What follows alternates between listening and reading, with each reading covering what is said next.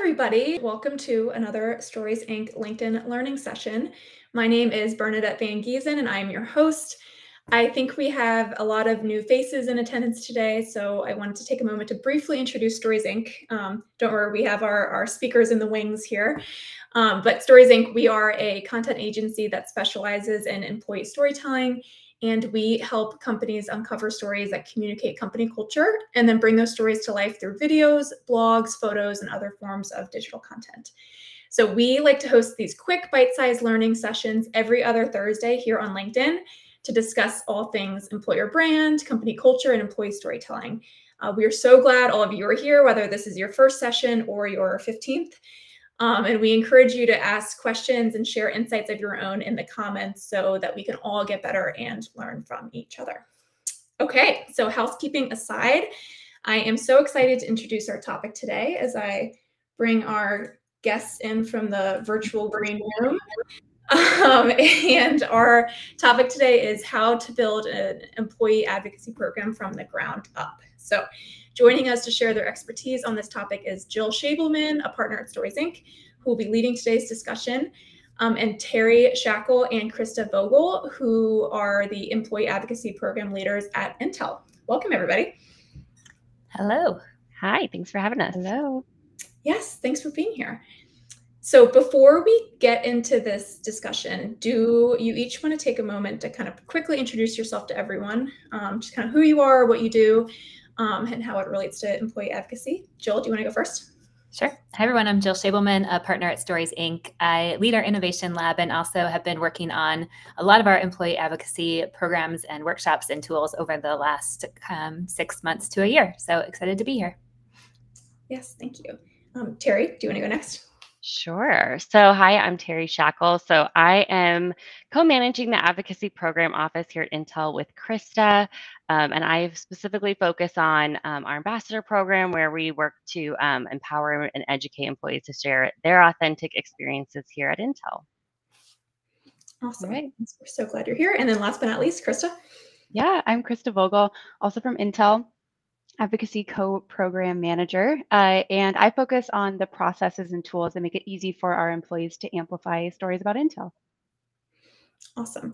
So without further ado, let's get into our topic. Jill is going to be leading today's discussion, so I'm going to kind of remove myself here and leave you all to it. All right. Thanks, Bernadette, Teri, Krista. So fun to have you here. So let's start from the very beginning. Krista, tell me a little bit about why Intel needed an employee advocacy program and where did you start? Yeah, so through early 2021, we used the LinkedIn Elevate platform for employee advocacy. And at the time, our advocacy program was really built almost entirely around the use of this platform. So when that platform was sunset by LinkedIn, it kind of put us back at the starting line. But in a really positive way, it gave us this opportunity to kind of reset and actually redefine what employee advocacy could look like at Intel.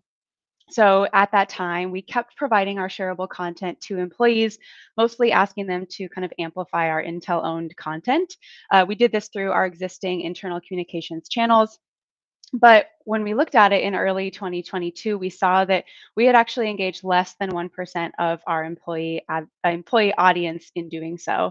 And I think that was really the moment where we realized advocacy needed to be more than just a single platform, and we really needed to take a more holistic approach. So while a platform like LinkedIn Elevate was extremely beneficial for our program, it was also probably something that we would need to revisit in the future.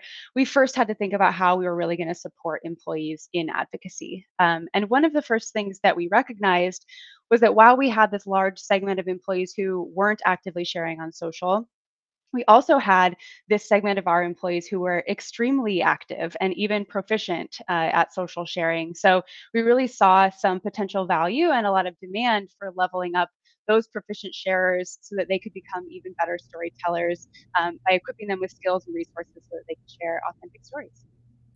Great.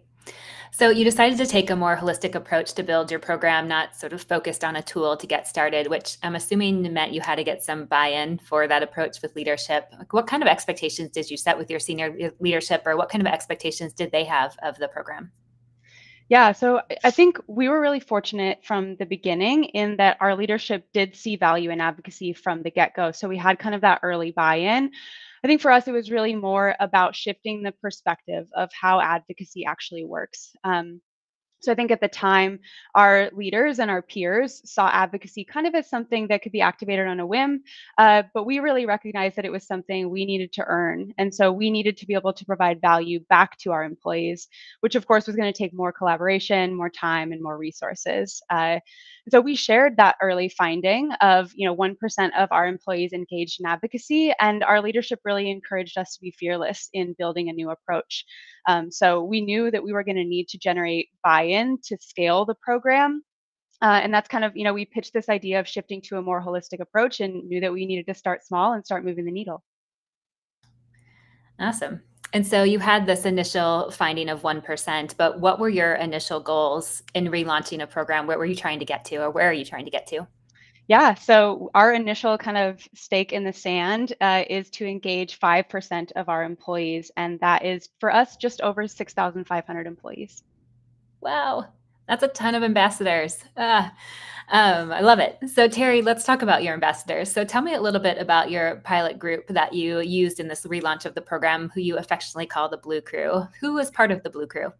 Yeah, so with that 5% goal in mind, we set out really to transform the sharing culture here at Intel by meeting employees where they are.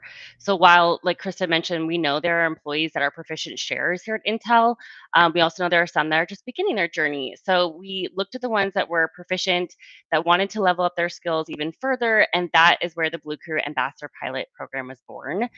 So this storytelling project is where we began building and educating and engaging a core Intel brand ambassador audience to share their own unique content about, again, their authentic Intel stories. Cool. And so we've got a little bit of a slide up here about who this ambassador audience was, but tell me a little bit about how the people in the pilot group were selected or how they opted in. Yeah, so we began to focus on employees who were best positioned to lead the way as ambassadors. This audience is most likely to share stories and especially to motivate other employees to share. So we looked at two different audiences to help comprise our pilot ambassador audience, which we were aiming for about 50 employees. So first, we looked at our advocacy early adopters. We knew they were likely already sharing off-the-shelf content, but that they might need help developing their own voice, and they might need more of an opportunity for increased collaboration and visibility. So we identified this group of advocacy early adopters by looking at our advocacy channels, super users. We looked at content creators and just through social media discovery. Next, we looked at our employee resource groups. These members are really good at identifying and activating employees at times that matter most, but they also need tools to engage employees to tell more compelling stories consistently throughout the year.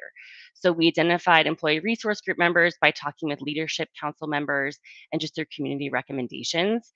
And after that identification and then the invitation process, we had 51 participants, we have here on the slide, that were really diverse from 13 different countries, 9 different business units, 4 different ERGs, and 3 leadership councils. So it was really great to see this diverse group come together. Yeah, I love that. I'm so impressed with the intentionality that's went into finding this really diverse global group. And so as this group got started, what initial training did you provide to the Blue Crew? As you said, people are at kind of different places, probably in their social sharing, but what did you do to help them get started? So we started with kind of the question of like, what's in it for them? And so for us, we looked at this as an opportunity for them to expand their skill set, build their personal brand, and expand their network. So with that in mind, we decided to partner with an external vendor to design an exclusive 3-part series, which would help ambassadors learn practical tips for social sharing and then build their social storytelling skills. Awesome. And I think many of us have been in the place where we launch a program, we train a group of people, but then enthusiasm can die out a little bit. So outside of that initial training, how did you keep this pilot group engaged as ambassadors? We really wanted to build a sense of community among the ambassadors. So we started by creating a closed group on Yammer. I think it's called Viva Engage now. And this space really served as a kind of a safe place for us to engage in weekly conversations, share best practices. We can ask questions. They could share their social content that maybe they wanted a little extra boost on, and just network with other brand ambassadors because, again, they were from all over the company and the world. So it was a really great place for that. And it also was a place for us where we could just house important links and documents and training session recordings. So I always like to think of it as like our headquarters for ambassadors. We also would host informal office hours to discuss social trends and just share program updates, ask for their feedback. It was also a time where ambassadors could bring us questions. So it's really just a good time for us to have free flowing conversations and get to know each other better. And then at the end of the pilot program and workshop series, we sent participants to custom swag kits with tools to create content and share their Intel pride. And the kit included items like microphones and ring lights and tripods. And then we encouraged the recipients to share on social media using hashtag #IamIntel as part of their ongoing personal content strategies. So fun. I love those kits. Super Yep. cool. So at the end of the pilot, what kind of success did you see? We received great feedback from our pilot participants that the workshops really helped them create more personal content. And then in return, they were fulfilling our ask of them, which was to share 2 unique social posts each month. So we started just getting kind of requests to join by word of mouth from pilot participants, and we knew it was time to open this program up to all employees, which we did earlier this year in March. And just 6 months later, we were thrilled to see that we tripled our member enrollment. Awesome. So now you're up to 150-ish ambassadors, and I'm sure growing all the time. Some who are original members and others who are just joining now. How are you keeping everyone engaged after this initial excitement of the program? How are you keeping everybody, continuing to share and excited about sharing? Yep. As we expanded our ambassador audience, we knew we had to do the same for our resources. So we began with sending a survey to pilot participants to learn more about what they enjoyed about the program and where they saw areas of opportunity. So first, we looked to improve our storytelling workshops. Based on the participant feedback, we knew this was a key element to the program's success, but there were areas of improvement. So during our pilot group workshops, we hosted workshops every few months, and we just found that enthusiasm was high directly after a workshop, but then it would kind of drop off before the next workshop. So moving forward, we decided to schedule workshops a little bit closer together, like every couple weeks, and then that would kind of help us better sustain that enthusiasm. And then in addition, we identified there was a high level of interest in LinkedIn, so we decided to kind of focus in on that platform for future trainings. We began working with US Stories Inc. To enhance those workshops, just cutting them down into more bite-sized sessions. So we offered just 25-minute sessions offered at geo-friendly times to, again, engage this global group, have them be live and on the workshops, not always listening to the recordings. So that was great to offer 2 different time zones. And then we also just gave them practical tips in those workshops, like how to use your phone to take better pictures and video, which we know are a critical element of storytelling. Yeah, those workshops were so much fun, and I've loved seeing what your ambassadors have done after that. I think you're right. Like, they have this enthusiasm after the workshop, and they're sharing really awesome things. So beyond the workshops, I'm sure there's so much more that goes into what you're doing. What else are you doing to keep ambassadors going and engaged and keep the program alive? We also gave this group early access to a new advocacy platform this summer to provide feedback and input on before it launched to all employees. This group of ambassadors were the first employees in the door, we like to say, to get that engine started. And they were so excited about being able to test drive this new platform that has much more sharing functionalities than our current tool. So that was a big plus for them. We also engage them just by highlighting their content on our brand social channels and then, and again, in our internal newsletters, which raises their visibility. And then we continue to use our Yammer Viva Engage community to encourage those discussions. We like to give them a preview, like a heads up on company announcements and awards. And then we share prompts to our monthly editorial themes so that their content is more likely to be shared on our brand channels. They kind of know what we're looking for. And we also often send call outs for content like pictures or quotes to be featured on our brand channels, which again raises their visibility. And then in addition to our storytelling workshops, we've also invited internal presenters like members of our corporate social media team to share insights with this group and how ambassadors really play like a pivotal role in Intel's social ecosystem. Yeah. Wow. I mean, so much is going into this program in a lot of different ways. So thanks, Teri. I mean, you're obviously putting so much time and effort and care into developing like a really meaningful program. So Krista, we'll switch over to you. Tell us a little bit about the structure of the Employee Advocacy Program Office now as a full-time team of 2. Yeah, so our advocacy program is built on two pillars. So we have the content amplification piece and then authentic storytelling, which is all of the great work of our ambassadors. We really see both of these pillars as interconnected and really both equally essential to the long-term strategy that we've built. So on that, the authentic storytelling side, that's really where our Blue Crew Ambassador community is core. So continuing to grow that community, continuing to engage our members is really a top priority. Then on the content amplification side, as Teri mentioned, tooling. So we knew that we were going to need to make it easier for employees, not just our ambassadors, but also our broader employee audience who maybe wasn't as active on social or maybe didn't know where to start. So for us on that side, it was really about being able to identify a platform to support our employees. Importantly for us on the program side, measurement was a really big gap for us. So being able to identify an enterprise advocacy solution that was going to make it easier for our users and give us more data to understand the impact of advocacy really became our top priority. And now we've been able to launch this new platform, the Intel Share Hub, for our ambassadors as well as our broader employee audience. Awesome. So I love the approach that you've taken to this. Many times, we have this problem or this challenge, and our first reaction is to like find a technology or a tool, like how can we, buy something to solve it? But you did the opposite, right? You created this community of people who wanted to share on social. You showed the value of what that created for the Intel brand, and then introduced this tool to be even more impactful.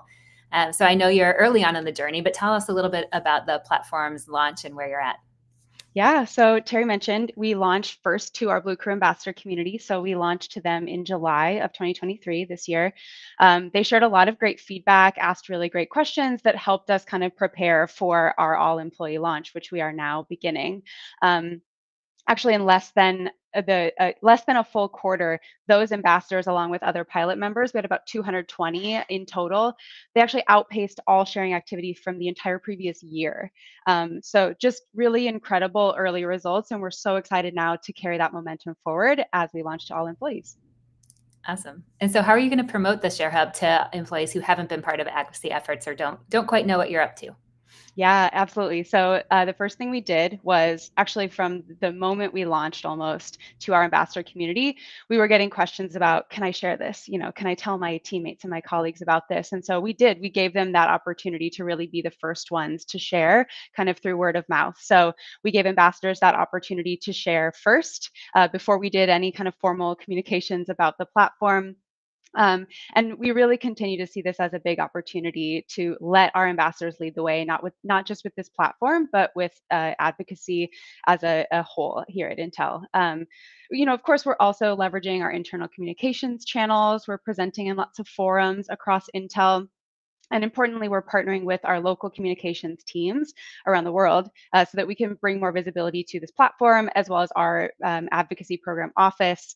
And I really think that those partnerships are going to be essential as we grow and engage more employees in a meaningful way.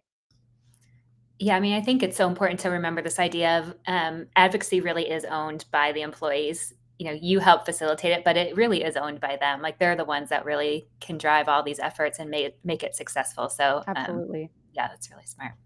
Cool. Well, it's a really exciting time, obviously, for your program. Teri, what's next for the program and what are you most excited about?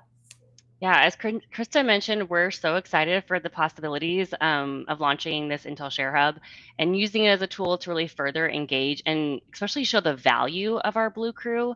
We've leveraged some of the leaderboard functionalities to spark some friendly competition and been able to recognize active participants of the group. So we're really excited for that. Yeah. And so I'm going to peel back the layers a little. Teri, you started this advocacy journey as a 10-hour-a-week side job in another role, right? So it's been a journey for you. So looking back at everything that you, Krista, and your ambassadors have accomplished so far, what advice would you give to someone looking to bring employee advocacy to their own organization? It's a really great question. I would say identify your champions and just start there. they can give you feedback and insights that really shape the strategy and help build momentum and start that engine. We've had such great partners here at Intel from various business groups and different geos that have really shared different perspectives for us to help us build an inclusive program and help connect the dots across a company of this size. So definitely having those partnerships has been really helpful. And just remember, it's a marathon, not a sprint, which is actually a saying that Stories Inc. likes to share during our storytelling workshops. But I really love it because it's just about starting where you are and then little by little just making progress and building, your program resources. Yeah. Those are great pieces of advice. Thanks so much for sharing of this. Is there anything else we missed, Krista or Teri, that you'd want to highlight before we wrap things up? I think we covered it. No, I think we got it all. Cool. Yeah. Thanks so much for having us. It's been great. You're doing amazing work, and the hashtag I am Intel out in LinkedIn and Instagram and other places is also a cool place for everyone to see what your ambassadors are doing. So definitely encourage people to search that hashtag and see what's out in the world from Intel. So I'm going to turn it back over to Bernadette to wrap us up. And just thanks so much for being here, both of you. Thanks for having us. Thank you. Yeah, thanks so much. That was such a great conversation. I was going to say the same thing for anyone out there who wants to see some of these posts out in the wild. That I am Intel hashtag is just a great resource, and you'll see a lot of really wonderful stories from Intel team members. Awesome. So I'm sure people would love to continue following the journey. Krista and Teri, are you okay with people connect with you here on LinkedIn? Yeah, absolutely. Yeah. Awesome. Well, thank you so much. And last but not least, to everyone out there, if you would like to learn more about training your own employee ambassadors, Stories Inc., we've launched a new online course, Build Your Confidence as an Employee Brand Ambassador. We'll link it in the comments, but this course is really great for anyone looking to improve their own skills, or if you're looking to provide a training like this to your organization. So as a thank you for attending our session today, you can use code STORIES20 at checkout for 20% off. But that's all I got. Thank you again, Jill, Teri, and Krista, for all of your insights today. And thanks to everyone who tuned in. We host these sessions every other Thursday and hope to see you back again soon. Okay. Thanks, everybody. Thank you. Bye.